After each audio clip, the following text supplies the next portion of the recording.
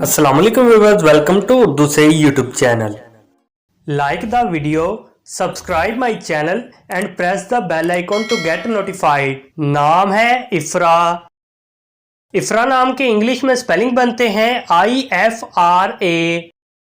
इफ्रा नाम का इस्तेमाल लड़कियों के नामों में होता है। इफ्रा नाम लड़कियों के लिए मखसूस है।